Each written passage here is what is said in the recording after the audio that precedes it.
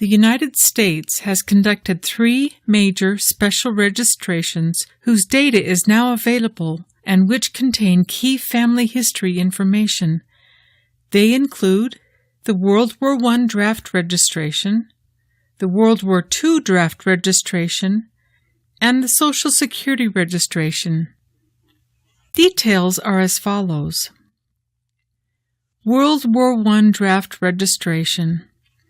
In 1917, the U.S. government required all males living in the U.S. or its territories born between 1872 and 1902 to register for the draft. There were 3 different forms used, and data available depends on the form used by the local draft board. These original forms have been made available to the public, and most have been indexed and are available in Family Search Records and on each of our partner sites. So what information is contained in the registration forms? 1. Most of the time, they contain the full complete name and birth date. Sometimes they will also contain the birth location. 2. Where they were living. 3. Sometimes information is provided on dependent family members. 4. Physical description. 5. Original signature.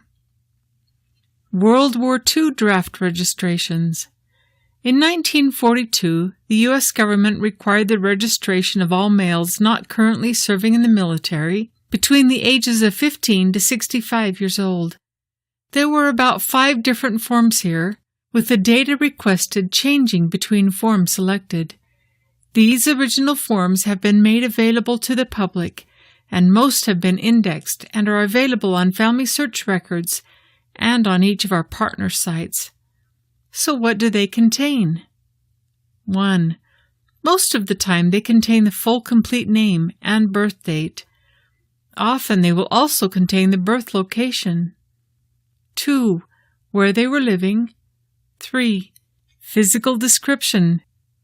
Social Security registrations.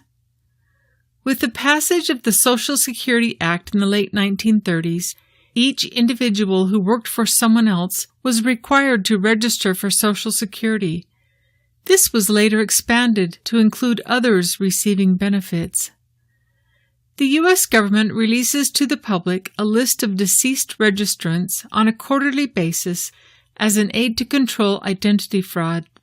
The index includes a few deaths from 1937 to 1961, about 50% of deceased persons from 62 to 71, and about 85% of deceased persons from 1972 to 2005. These lists are available on Family Search Records as well as on each of our partner sites. So what information is available on these lists? 1. Names are available here, but were often truncated to 12 characters maximum. 2. Date of birth is complete and normally quite reliable. 3. Death dates cover month and year only until about 1980, when the switch was made to include the full death date. Social Security application information. The original application form contained more information than what is available on the death index. The transcript or original image can be obtained from the Social Security Administration for a fee. Ancestry.com has paid to capture some of these transcripts, and they are available on their site. Look for the title U.S. Social Security Applications and Claims Index to find these records. In addition to what can be seen on the death index, these transcripts also include the following clues that help in additional research. 1. Place of birth. 2. Names of parents. 3. Other names used while paying into Social Security, married names for females.